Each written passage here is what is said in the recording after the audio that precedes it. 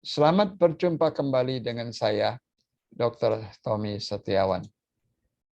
Topik yang akan saya bahas adalah hipertensi, yaitu tekanan darah tinggi. Nah, berikut ini akan saya bahas tentang 1. Penyebab hipertensi, 2. Bahaya hipertensi, 3. Pengobatan hipertensi, 4. Pencegahan hipertensi, dan 5. Tips untuk menurunkan hipertensi. Apa itu hipertensi? Adalah tekanan darah tinggi, yaitu tekanan di dalam pembuluh darah yang melebihi tekanan yang normal.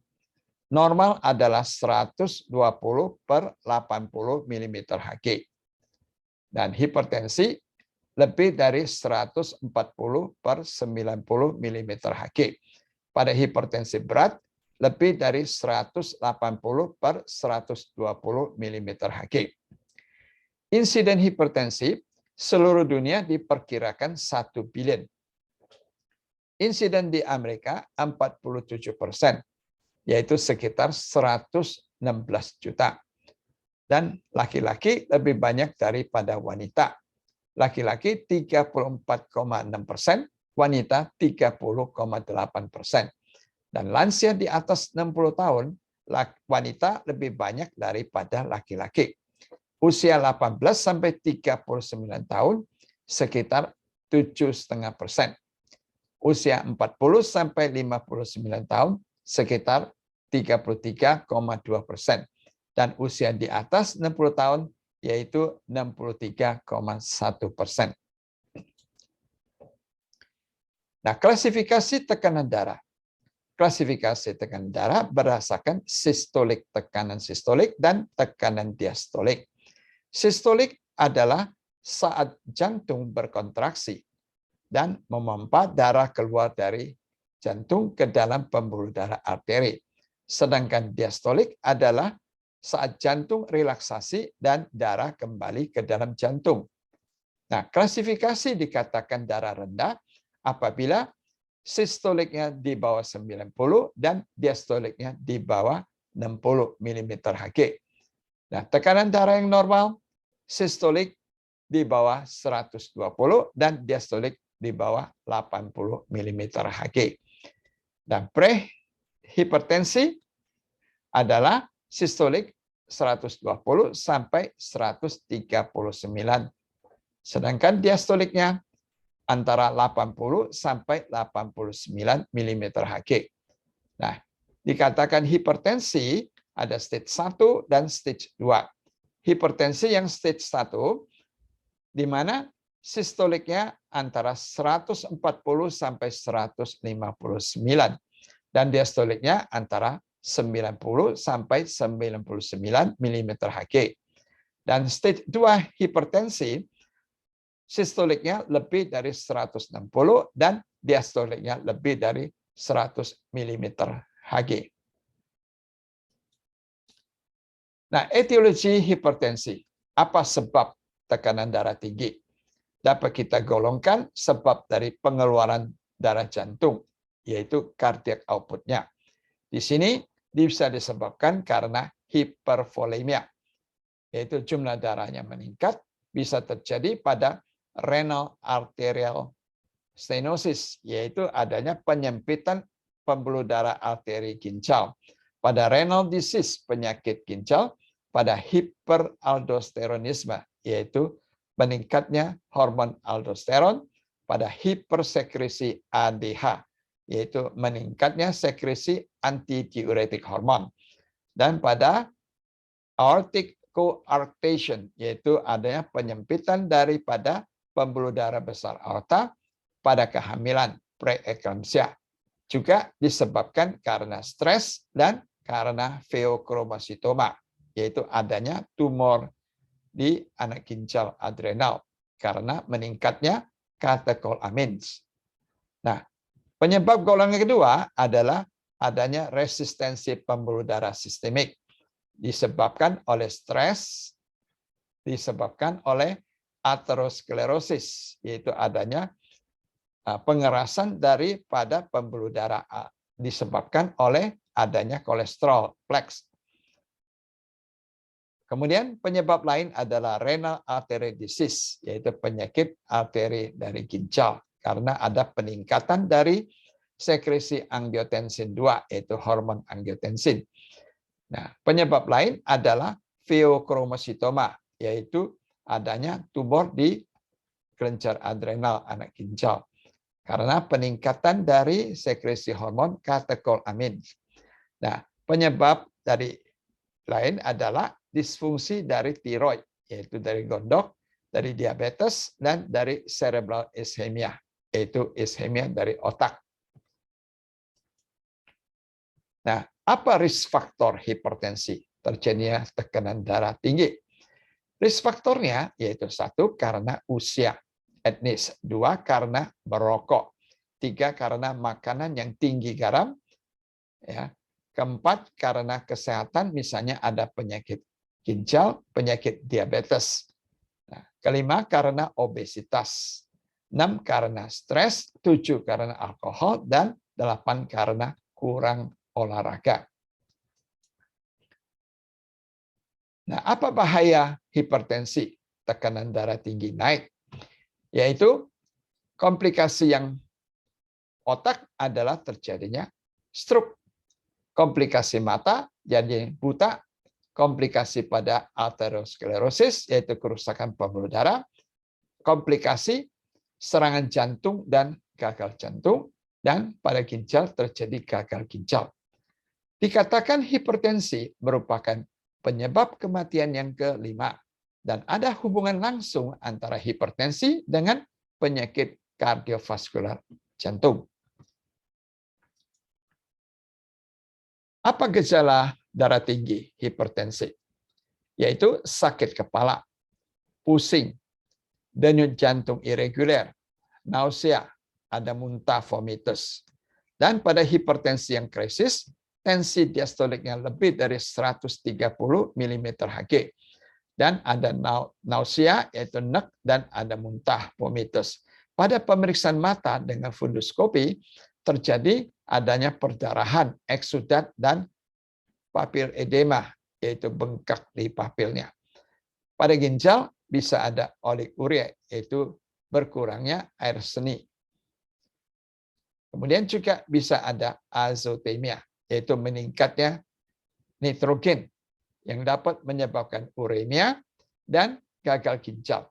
Dan pada pemeriksaan bun dan kreatinin meningkat.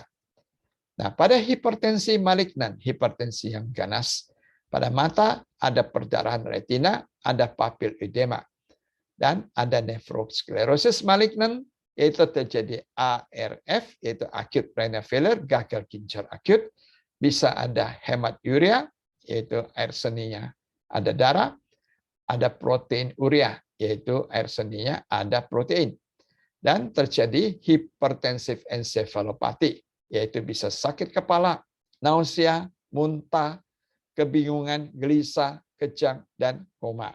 Dan pada MRI terjadi edema, terlihat edema di substansi alba, yaitu daerah oksipital, yang dikenal sebagai posterior leukoencephalopathy. Nah, bagaimana terapi untuk darah tinggi hipertensi? Prinsip terapinya adalah gaya hidup yang sehat, makanan rendah garam, olahraga, hindari merokok, hindari stres, dan diberikan obat oral. Yang umumnya diberikan thiazide diuretics, ACE inhibitor, ARB, dan calcium channel blockers. ACE adalah angiotensin converting enzyme, ARB adalah angiotensin receptor blocker. Nah, diuretik yang dipakai contohnya adalah indapamid, bendroflumethiazide. Beta blocker yang dipakai adalah atenolol, bisoprolol.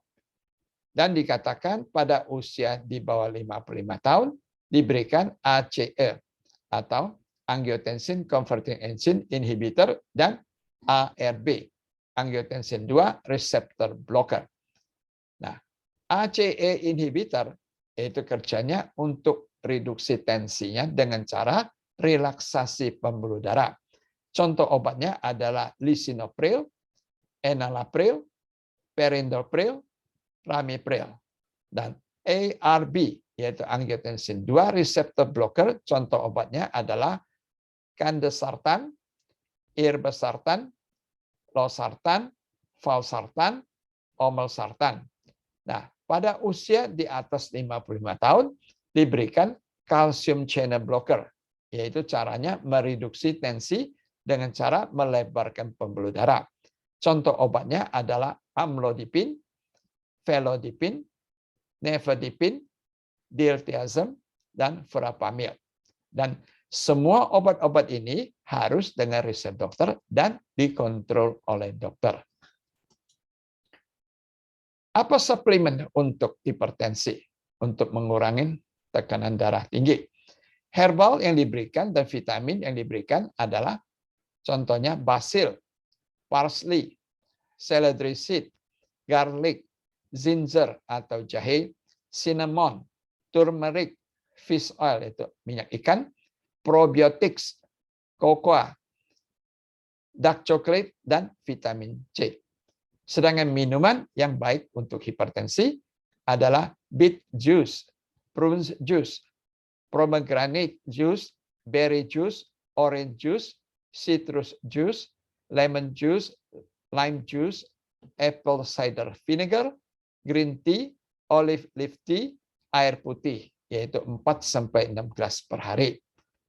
Ya, menurut American Journal of Medical Epidemiology, minuman air putih paling sedikit 5 gelas per hari. Katanya dapat mengurangi resiko serangan jantung. Nah, bagaimana stem cell terapi untuk hipertensi, tekanan darah tinggi? Yaitu, apa itu stem cell? Gambar kiri memperlihatkan sel induk, yaitu stem cell, dapat replikasi diri dan juga dapat berdiferensiasi menjadi macam-macam sel yang lain. Misalnya sel saraf, sel otot, sel darah, sel jaringan, sel endotel pembuluh darah. Nah, sumber dari stem cell yaitu bisa dari sum-sum tulang, dari mesenchymal, dari adipose tissue yaitu jaringan lemak, dari hemopoietik dari darah, dan umbilical cord. Nah, gambar kanan atas memperlihatkan stem cell terapi. Ya, bermanfaat untuk pulmonary hipertensi, yaitu hipertensi pulmonal, untuk gagal jantung, untuk arteriosklerosis, untuk peripheral artery disease, yaitu penyakit pembuluh darah arteri perifer, untuk vascular endothelial dysfunction, yaitu adanya disfungsi dari endotel pembuluh darah, dan untuk ischemic heart disease, yaitu penyakit jantung ischemik. Nah, stem cell yang dipakai adalah Superlife STC30, yaitu Superlife Total Care Stem Cell yang diproduksi oleh Bibel Group Switzerland. Dengan dosis 15 sachet, yaitu satu sachet mengandung 15.000 mg stem cell. Nah, bagaimana gen terapi untuk hipertensi, untuk menurunkan tekanan darah? Yaitu ada 2 macam. Gambar kiri bawah memperlihatkan yaitu gen terapi untuk darah tinggi dengan golongan gen vasodilator dan gen vasokonstriktor. Gen vasodilator yaitu dengan cara insersi gen melalui plasmid DNA dan vektor virus. Sedangkan vasokonstriktor gen yaitu dengan inhibisi antisen, yaitu dengan antisen oligodeoxynucleotides dan antisen DNA dalam vektor virus. Nah, bagaimana mencegah hipertensi dengan makanan? Ya, makanan yang dapat mencegah hipertensi dikatakan dianjurkan dengan diet Mediterranean. Nah, komposisi diet Mediterranean dari gambar kiri ini memperlihatkan sebagian besar, yaitu 50% terdiri dari sayuran warna hijau, buah-buah segar, jeruk, lemon, apel, avocado, anggur, kemudian ada olive oil, whole grain, kacang-kacangan, biji-bijian, herbal, spice, dan bawang. Dan 25% terdiri dari protein ikan dan seafood, dan 15% protein dari ayam, telur, susu, yogurt, keju, dan hanya 10% dari daging tanpa lemak, dengan disertai secangkir arak merah dan banyak minum air putih. Nah, sebagai summary dan conclusion, dikatakan tekanan darah tinggi atau hipertensi merupakan silent killer, yaitu pembunuh kelima. Dan insiden hipertensi di Amerika 47%, yaitu sekitar 116 juta. Nah, hipertensi dapat diatasi dengan obat anti hipertensi, tapi dengan resep dokter dan kontrol dokter. Hipertensi krisis merupakan darurat medis yang membutuhkan perawatan segera. Darurat medis hipertensi harus segera diobati dengan obat parenteral oleh dokter. Dan stem cell dan gen terapi dapat membantu mengatasi tekanan darah tinggi. Dan perlu pemeriksaan tekanan darah secara teratur, dan bahaya komplikasi hipertensi adalah stroke, serangan jantung, gagal ginjal, dan buta. Pencegahan hipertensi dengan perubahan gaya hidup yang sehat dan kurangin garam. Dan makanan sehat atau diet Mediterranean dapat mencegah hipertensi. Nah, berikut ini adalah tips untuk menurunkan tekanan darah tinggi, yaitu hipertensi. Yakni 1, berhenti merokok. 2, mengurangi kafein. 3, membatasi alkohol. 4, mengurangi berat badan, obesitas. 3, makanan sehat, yaitu sayur, buah-buahan, kacang, whole grain, mengurangi garam, mengurangi gula, red meat, kolesterol, mengurangi makanan kalengan, dan makanan frozen. Nah, keenam adalah olahraga teratur, yaitu yang paling murah adalah jalan 30 menit per hari, dan mengurangi stres serta istirahat yang cukup, yaitu tidur 6-8 jam per hari dengan kualitas tidur yang baik. Nah, terima kasih, salam sehat, sampai jumpa lagi. Jangan lupa like, subscribe, dan bunyikan lonceng.